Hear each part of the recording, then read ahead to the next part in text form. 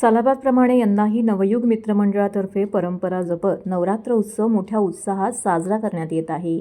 यावर्षी नवयुग मित्रमंडळ 20व्या वर्षात पदार्पण करत असून यावर्षी उज्जैन येथील श्री महाकालेश्वर मंदिराचा अत्यंत सुंदर देखावा साकारण्यात येणार आहे। 3 ऑक्टोबर 2024 रोजी देवी मातेची स्थापना विधिवत पूजा करून करण्यात येणार आहे। ठाणे महानगरपालिका प्रभाग क्रमांक 4च्या स्थानिक नगरसेविका तथा नवयुग मित्रमंडळाच्या कार्याध्यक्षा स्नेहा रमेश आमरे, मंडळाचे संस्थापक तथा भाजप ठाणे शहर उपाध्यक्ष रमेश आमरे, मंडळाचे सरचिटणीस डॉक्टर सागर रमेश आमरे यांच्या नियोजनाखाली प्रमुख सल्लागार शंकर पवार, मनोज सिंग यांच्या मार्गदर्शनानुसार हा उत्सव येथे साजरा करण्यात येणार आहे। 12 ऑक्टोबरपर्यंत विविध प्रकारचे धार्मिक उपक्रम, सांस्कृतिक तसेच विविध सामाजिक उपक्रम राबवून हा सण येथे साजरा होत आहे।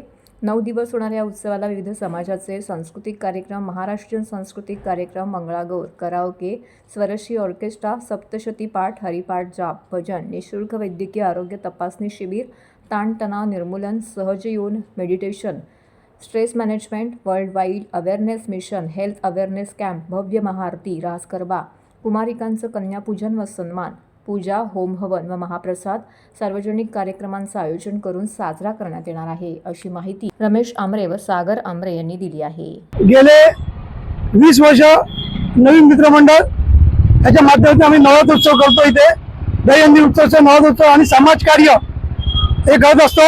हे 20वं वर्ष आहे आमचं।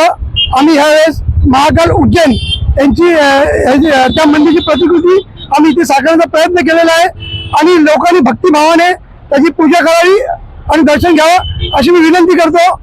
तसेच विविध कार्यक्रम आहेत। आम्ही पहिल्यांदा असा प्रयत्न केला आहे की प्रत्येक समाजाला एक दिवस, सिंधी समाज असेल, तेलुगू समाज असेल, आपले उत्तर भारतीय असेल, बंगाली समाज असतील, पंजाबी समाज असतील, गुजराती समाज असेल, आपलं महाराष्ट्रीयन कल्चर जी आपली संस्कृती आहे ती आम्ही इथं दाखवण्याचा प्रयत्न केलेला आहे आणि 9 दिवस विविध कार्यक्रम, प्रत्येक दिवशी एका समाजाला आम्ही येऊन कार्यक्रम करणार आहोत। भारतीय जनता पार्टीचे माननीय माजी मुख्यमंत्री व सध्याचे उपमुख्यमंत्री देवेंद्र फडणवीस साहेब आणि आता सध्याचे आपले राज्याचे मुख्यमंत्री एकनाथ शिंदे साहेब हे मेन प्रमुख दोघे नेते आहेत, ते येणार आहेत आणि अजितदादा पवार यांनी आम्हाला सांगितलेलं आहे की ते येणार आहेत आणि बाकी खासदार नरेश म्हस्के असतील, आमदार निरंजन डावखरे असतील, संजय केळकर साहेब असतील, प्रताप सरनाईक असतील, हे सर्व जे आपले जवळचे लोक आहेत आणि जे आपले नेते आहेत ते इथे आवर्जून उपस्थित राहणार आहे। तर आपण फ्री मेडिकल कॅम्प ठेवलेला आहे। तर मेडिकल कॅम्पमध्ये जसं ऑक्टोबर महिना हा ब्रेस्ट अवेअरनेस मंथ म्हणून आहे, तर ब्रेस्ट अवेअरनेस कॅम्प आपण ठेवलेला आहे।